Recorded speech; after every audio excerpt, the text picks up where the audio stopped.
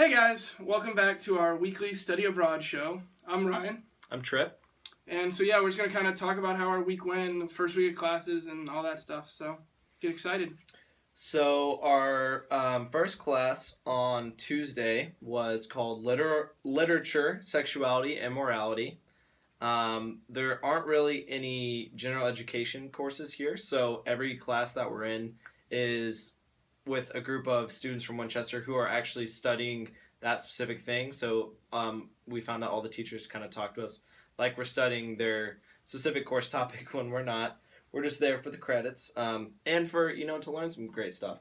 But anyways, we walk into class and our professor has Ray-Ban sunglasses on. He's playing Queen very loudly and pacing back and forth. He's got suspenders on, very well dressed. And we come to learn that he is blind, at least for the most part. He can navigate the classroom pretty well. He'll walk around and talk to different students and stuff. But yeah, that was very interesting. At first I was like, why is he wearing sunglasses inside? But now we know. Yeah, then we later found out. So going off of also taking classes that are not, like how we take classes not within our major, I'm also taking a history class here called Europe in the Americas, a look at the transformations there. So that's to fulfill, obviously, a history general education requirement. But we got into the class, and pretty much everyone in the class is a history major here at the University of Winchester. So it's kind of taught in that sense to people who are history majors. They're talking about, their 3-year plan and all this stuff that doesn't really pertain to us. Well, we're here just taking it as a gen ed. Which they find very odd that we're even in the class, considering I'm a journalism major. Right. But it should be a really interesting class. It's interesting to see. It'll be interesting to see how history is taught about the Americas from a UK's perspective. And even like in class the first day, when something would come up about America, our professor would always point to us and want like input. You guys should know this. Yeah, we should know this, or which is really interesting. But it should be a good class. And then I had my first day of my archaeology class, which I don't know anything about archaeology. But again, it's to fulfill a gen ed, obviously. But in that class, everyone in there takes archaeology very seriously, as they should, considering it is their major.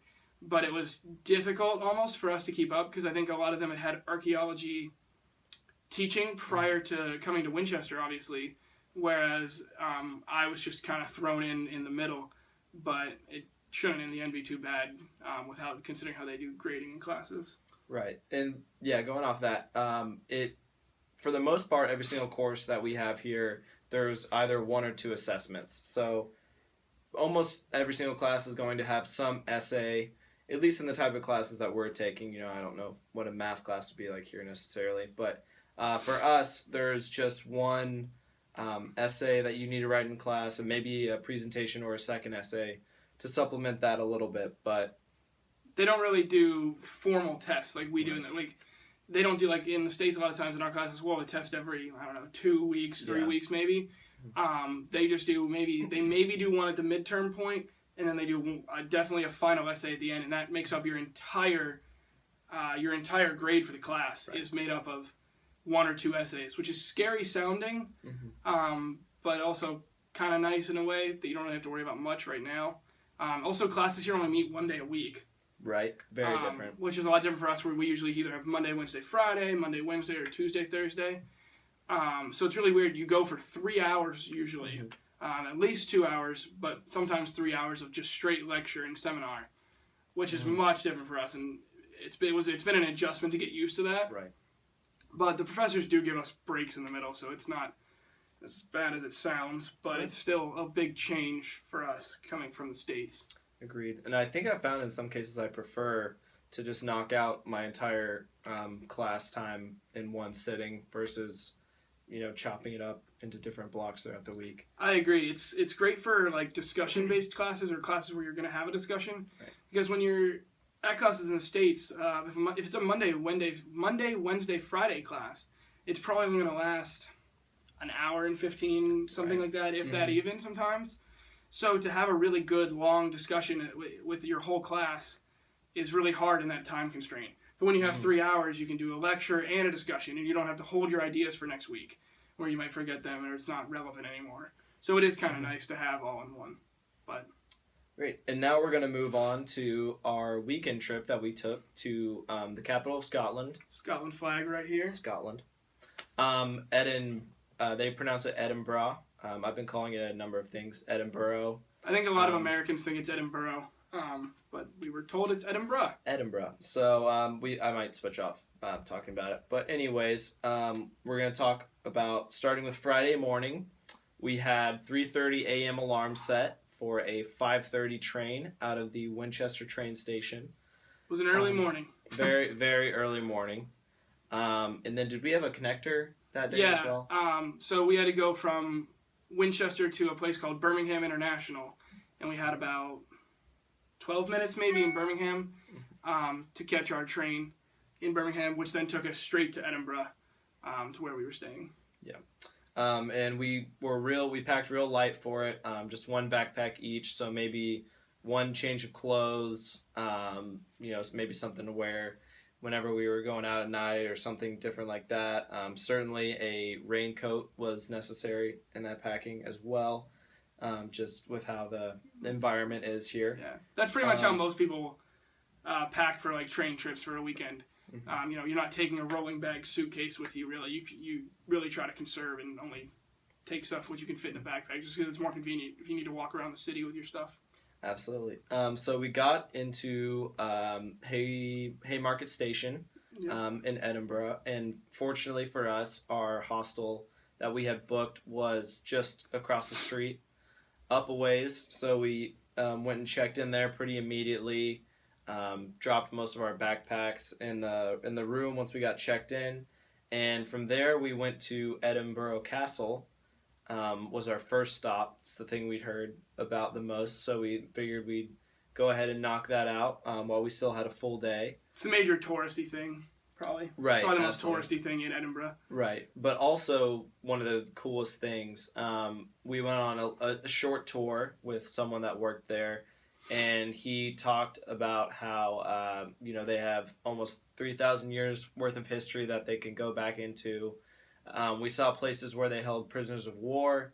We saw places, the 7 different gates that you have to get through in order to siege the castle, which, the castle was never sieged. It was only ever surrendered to an opposing army, which I can only assume was either through some kind of starvation method or something like that. But that was very cool. Yeah, and there were some like crown jewels there. So some a crown and a scepter of I think it was one of the queens, maybe Queen Victoria, maybe was the one that was in there. So that was really cool to see. You see the actual thing, not even a replica. You see the actual crown that she wore, and a whole bunch of other things. You got to see like the staterooms of where they lived, when it was occupied when they lived there, and also just beautiful views. Absolutely, yeah. Of the city from up there. It's the highest. I believe it's the highest point in Edinburgh of any building.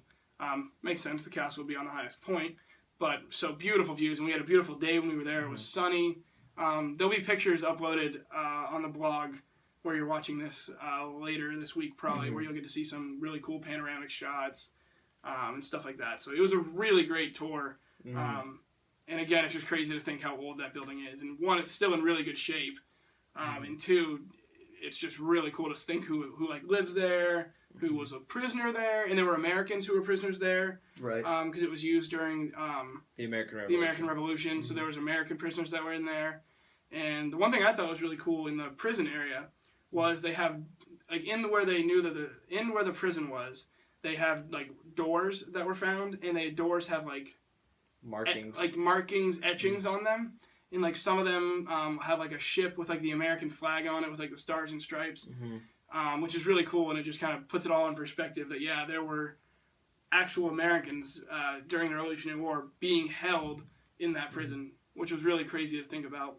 And even now, it's still used in a lot of ways for training the guard, the Scottish Guard, or I don't know if I'm using their name correctly, but there are soldiers in active duty that live in barracks in that castle. I think it can hold anywhere. It always has 6 people in it, but it can hold up to 700.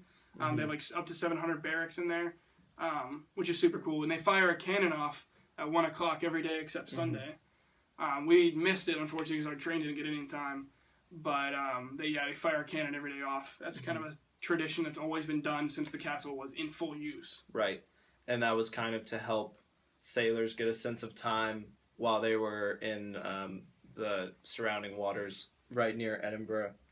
And then from there we went straight to something called the Scotch Whisky Experience, which is conveniently located on your way down from the castle. It's probably one of the busiest areas. So it's called the Royal Mile, which we'll get to talking about later. Right, but that was fun.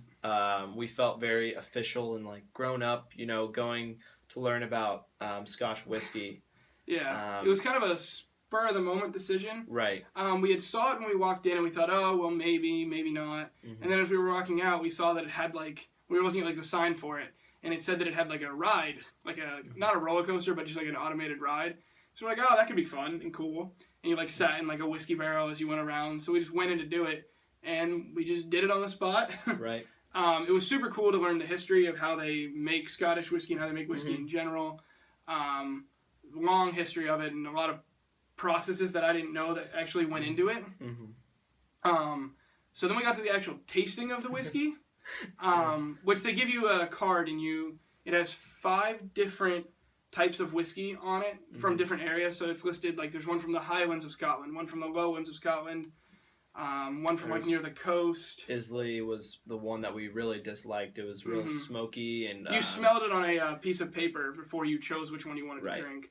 And then there was a mixture of all 4 of the places. Basically, they were all the different whiskeys were all brewed in different areas of Scotland. Right. Which means they would have a different taste. One of them tasted, the one I had was supposed to have had a little bit of banana citrusy in it. And the other ones had a more smoky, almost like eating smoked bacon. It was not good smelling. So none of us chose that one. So then we got to the actual tasting. And it was rough. We discovered that maybe Scotch is a little strong for our palates. At this point in our lives. In this point in our lives, down the road maybe it's more of an acquired taste. But for now, it's just a bit much. Yeah, and, they gave us a glass each. So we actually have one of the glasses from the Scotch Whisky Experience here. And so it's a special whiskey glass. Scotch whiskey glass. So you're supposed to roll it around in the glass, try to get the flavors out. Yeah. And then depending on the type of whiskey, it'll have different streaks down the glass. So they take it very seriously.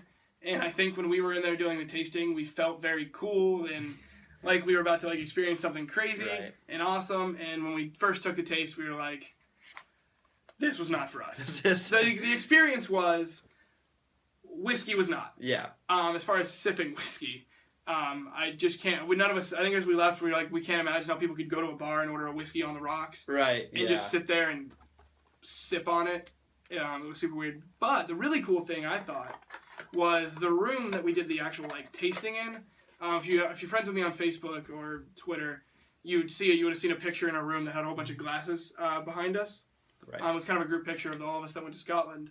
And that's where we did the tasting. And that room is the largest collection of whiskeys in the world.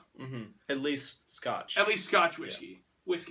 And all the bottles have never been opened that were in there. Right. I'm trying to think. Was it over 10? I can't remember, but there was. I don't think that I've heard of any of the bottles that I saw. Yeah. So I mean, it seemed like it was all it was a huge room, prestigious, a very huge room, and none of them had been opened, and they were all different kinds of bottles. So one of the bottles was a golf bag, it was a stand-up golf bag, miniature size, obviously, and it was filled with whiskey. There was one that was like a soccer ball, filled with whiskey. So really unique bottles that have never been opened, never drank, never will be drank. Some of them are actually empty now, because. Faulty corks and and evaporation, it goes out. So some of them are half full, but it was crazy. It was beautiful in there. Just walking past all these beautiful bottles, and it was super cool. So, but we probably will not be doing another whiskey tasting in the near future. Probably not. At least I won't. And then so from the Scotch Whisky Experience, we wanted to see the University of Edinburgh. because Ryan's friend I went to high school. I have a friend who I went to high school in Dublin, Ohio, who decided to study at the University of Edinburgh full time. So this is his third year as well. So he'd been living in Edinburgh for 3 years now. This is his third year, obviously. So I decided, well, why not go see him? My friends got to meet him, so it was really cool to see him, reconnect. And then he decided, we were hungry for dinner at that point after the whiskey tasting.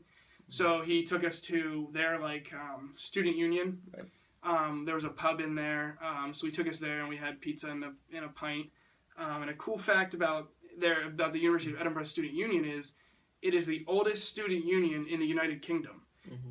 And it was very cool to be in there. It was cool. The pub almost looked like a library. It was like a old library retrofitted, and you could see where they built the bar. Mm-hmm. They still had shelves that had like books in them and looked really old. Looked like really old books. So it was really, really cool to be in there. It was obviously great to reconnect with my friend as well. So super cool. The university is huge, a lot bigger than here at Winchester. Mm-hmm. I think they have around 20,000 undergraduate students there and around 10,000 graduate. So much larger than here. A lot of big green spaces, big parks and stuff like that. Mm-hmm. But beautiful campus. Yeah. All of Edinburgh was beautiful. Yeah, it was great. Absolutely beautiful. All right, and moving on. So we pretty much just went home after that. We'd had a very long day considering how early we had boarded the train. So we went back to the hostel and all just kind of clocked out for the night. None of us had set alarms, and we ended up waking up at 11 a.m. the next day, so we probably got at least 10 or 11 hours of sleep. Which is what we needed to recoup, because we should have been exhausted after the train, and then we also went and did the Edinburgh Castle and the whiskey tasting and seeing my friend and all that, so we did a lot in one day. Right. Got our hours worth of out of the day. Absolutely. So we decided the night before that our first order of business on Saturday would be the National Museum of Scotland. Which was free to get into, which is always a plus. Free museums are great. It does have a, donation jar, but we went with a student discount of 100% of it being free. So, we visited the National Museum of Scotland. Very cool. I do feel like it had, at least the places that we went, had a little bit been built with the idea that children would explore them.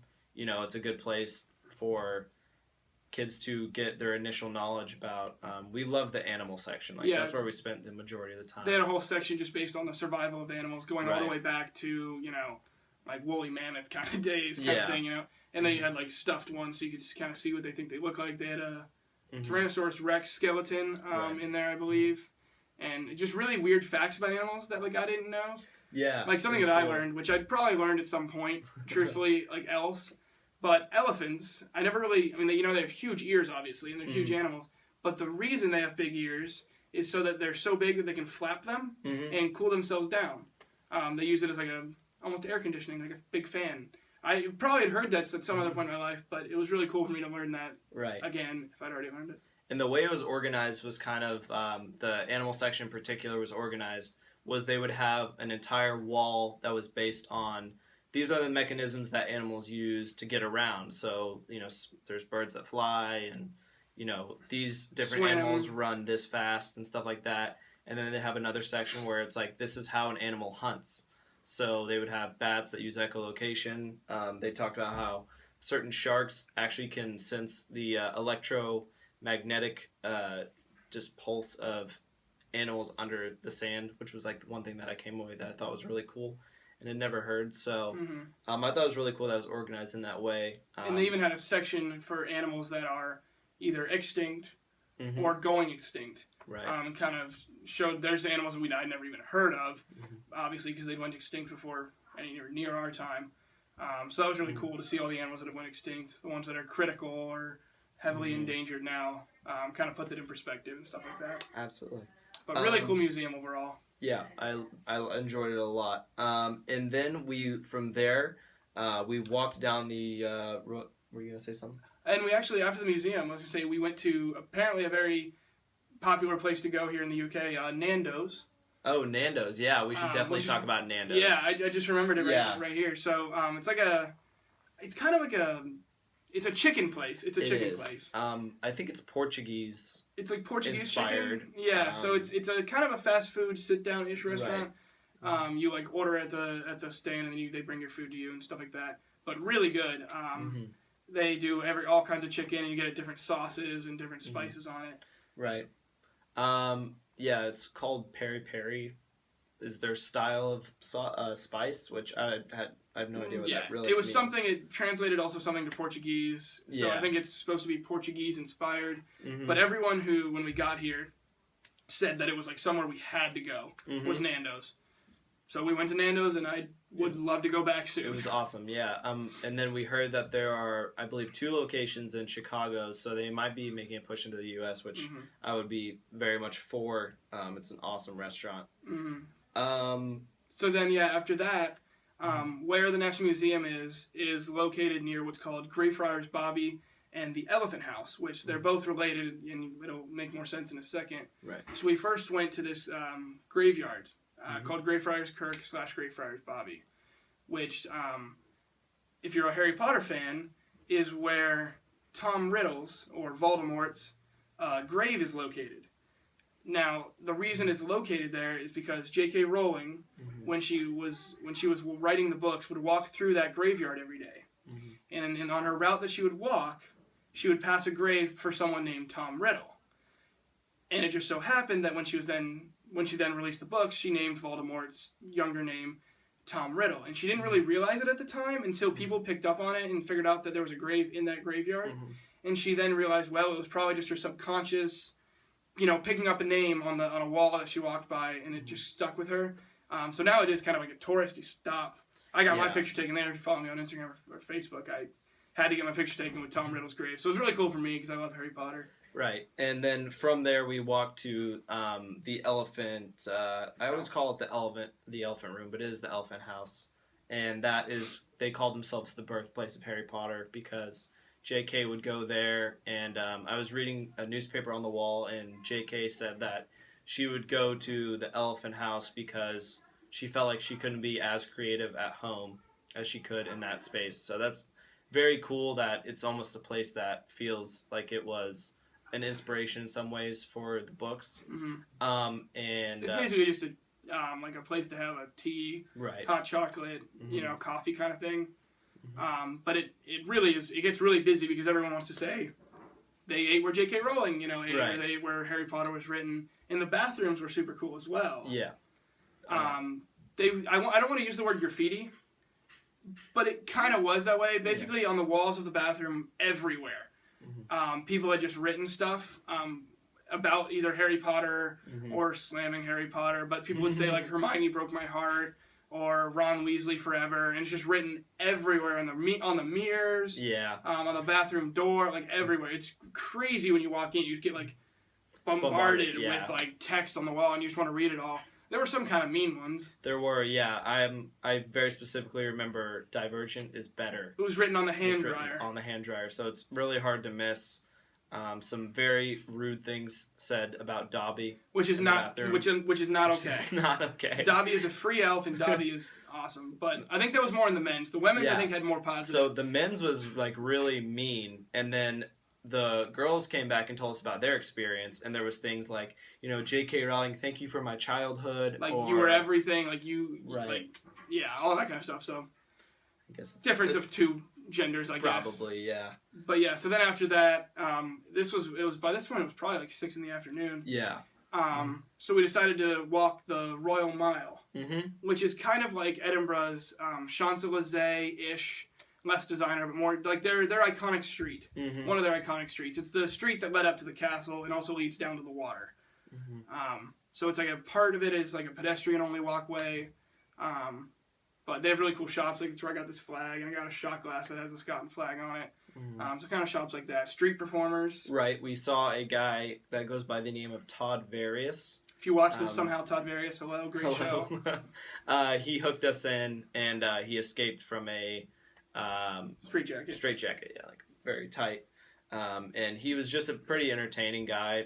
Made the crowd laugh and entertained us for about 45 minutes. So I guess 45 minutes well spent. Maybe a street performer, so yeah, it was a good experience. once again, we took the student discount on his show. We did. So from there, we went back to the hostel and got ready for the Saturday night nightlife for Edinburgh University. Which has a great night. The whole city itself is a really great nightlife. We learned very quickly. Absolutely. But we were in what was the name of the street? We were in an area called Calgate. Right. Which is like a main drag that has a lot of like bars, pubs, club kind of things on it. It was packed with people. It was a Saturday night. Right. So obviously they actually go out on Saturday nights where no one does here in Winchester. Right. So we walked to a pub there. And near the start of the street, it was interesting. I noticed that there was a lot more older people, but the further you go down the street, and especially at the bottom, whenever it turns, was pretty much all students or people around our age. We went into 2 different places because there's usually around a £5 cover charge to enter, so you don't really want to hop around too much. Yeah, that's about $7.50 US. And that's for anyone of any age. You know, sometimes the U.S. they do difference based on age, but that was for anyone. And so, yeah, that was the most disappointing part about the nightlife because I would have liked to see the inside of a lot of different places. But we went into one called Sneaky Pete's. It might be the smallest bar I've ever been inside of. Very just tight DJ stage up in the front. Smoke. One single bar. Yeah, just kind of like a smoky, almost like just musty. I don't know. It was a cool experience. It was an experience. But and they were selling this beer that we had at our first pub when we got there called Innocent Gun, which is amazing. That is brewed right near Edinburgh. So it's a Scotland only beer, really. Right. From what we could tell, at least, and really one of my favorite beers I think that I've ever had. It was quite tasty. So we left Sneaky Pete's after a little while, and we went to the most notorious spot, the spot that we apparently had to go to. My friend had filled us in and said that this is if you're only gonna experience one night of Edinburgh's nightlife for college kids, it was the Hive. And so we walk into the Hive. First off, there was a huge line for the Hive, which nowhere else. There's so many other options that nowhere else really can hold a line, but the Hive could. It had a couple different bars in it, a couple different areas. One was more of like a club type area where they're playing electronic music. I went into another area, they were playing like the Killers and alternative music and stuff like that.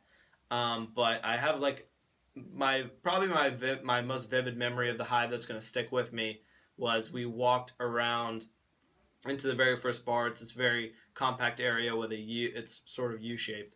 And I was talking to another student of Edinburgh University, not Ryan's friend, but just someone who was local. And this kid was just very, very drunk.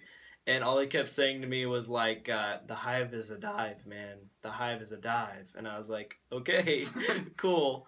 And then we had a shot of absinthe because... I did not. No, not we. I took it with another student who's visiting Winchester with me. But, yeah, absinthe tastes like licorice. And bad licorice from what I could tell. Yeah, it's pretty gross. But we had to try it because you can't get it in the U.S. It's only really legal in some places. Yeah, so we spent a little time at the Hive. It was, once again, just disgusting. Imagine just like a can of sardines in a club and just all packed together, like very sweaty. It was hot in there. Don't touch the walls. Yeah. They're all moist. Our taxi driver who took us to my friend's place, and we told him, he was asking what we were doing tonight, etc., etc. And we said we were going to the Hive. And he's like, well, just when you walk out, wipe your feet. So we already knew at that point what we were getting into was something else. And it was an experience. Something else. Yeah. I was glad we experienced it. I think it was kind of the thing to do. But I think so, too. Not again. Cannot recommend at more than one time. Yeah. So we then got back to our hostel at 3 a.m. 3 a.m. And pretty much just passed out. Right, yeah. We were all pretty exhausted at that point. We walked back. It was about a 15-minute walk, so got our exercise in. Train left at 11 a.m. from the Haymarket station once again. And so it was an early-ish morning. We had to be out of our hostel by around 10 anyway. So we were glad to be out of the hostel and ready to get on our way home at that point. Mm-hmm. We were all pretty much exhausted by this point. The weekend had kind of taken its toll. Mm-hmm. So we just boarded our train and headed back. We unfortunately didn't have a direct route back because it was a Sunday. They don't run as many trains. So we had to go to London King's Cross, which is also Harry Potter. King's Cross Station is where platform 9 3/4 were. We didn't get to see it because we had a tight connection to make on the underground. But that is like the station where Harry Potter was based out of. Mm-hmm. The underground was kind of difficult. Yeah, it was. It was a struggle. We had to ask for help a couple times. The guy would just like go down this escalator, then go down the next escalator, get on this train, take one stop. The underground is massive. Mm-hmm. I mean, it goes everywhere.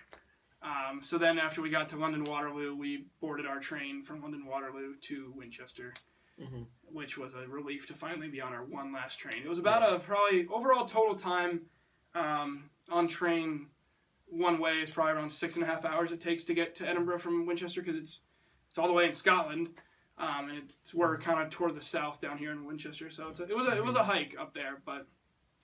Yep, and we actually saw. It definitely was an interesting moment on the train. We saw some younger guys, probably about 15, anywhere from age to 12 to 15. There was a group of them. Yeah. And they were running down the train, and they were jumping in and out of different seats, trying to get away from the train monitors because apparently they had not paid for a ticket, and were on the run. So we actually saw them got carried off by the British Transit Authority. Basically the police. They were in custody of them at that point. Which I felt like I was almost in like the Little Rascals or something. Yeah, it was another interesting experience. Yeah. To kind of end our trip. They tried to take your hat. They tried to take my hat. The guy wanted my hat as a disguise. He was sitting in the seat next to me, so I had to rip my hat back. I didn't want to lose my HBU hat, so I had to rip University. Had to rip my hat back from him. So it was kind of interesting and weird, but it was never a problem. They weren't going to do anything. The kids, I don't know what the kids thought they were going to get away with. Eventually, you're going to end up at the back of the train with nowhere to go. So, but then we finally made it back into Winchester, which was a huge relief after a long day, after a long weekend, and got back to the room. And I think none of us had showered all weekend.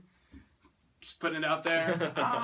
The shower situation at the hostel was not the greatest. No bueno. It was just not good. Yeah. So we just kind of said, well, if none of us are going to shower, that's fine. If one was, but so when we got back, all of us just took a shower and pretty much went to sleep. As we had class today, obviously. So. And I think that about wraps it up. Next week, Friday, we're visiting Windsor Castle. Yeah, so that's the palace, or not the palace, but one of the residences of the Queen. So that'll be super cool. I have apparently been there. My dad told me last night, he's like, you should go to Windsor Castle again. I said, I don't remember going. And I was like 6 apparently when I went. So, but apparently it's beautiful. So we might try to like include some snippets of video from actually Windsor Castle in this vlog. We didn't do that over in Scotland yet. We're going to start trying to do that so you can kind of get a sneak peek get in the field with us. Yeah, get in the field. And so then, that's on Friday. We have Windsor Castle. Saturday is Tower of London. Yeah, so that's like where they had like the dungeons and stuff like that, and the Tower Bridge is there, the iconic London Bridge. So we'll probably try to do the same thing, try to record some video for you guys over there. There'll be pictures posted of that next week as well. So, all right, but I think that about does it. Yeah, we'll see you next Monday, hopefully. Feel free to like this video, share this video with your friends. If you leave comment, since we didn't do it live this time, and it's not going to be live anymore just because it doesn't really work that well, feel free to like leave comments either on the blog, on the YouTube channel, tweet at us, anything, or just message one of us if you know us. But yeah, we'd love to see the interaction, see what you want to see more of, and we'll try to answer your questions as best as possible. But awesome. See you next week. See you guys.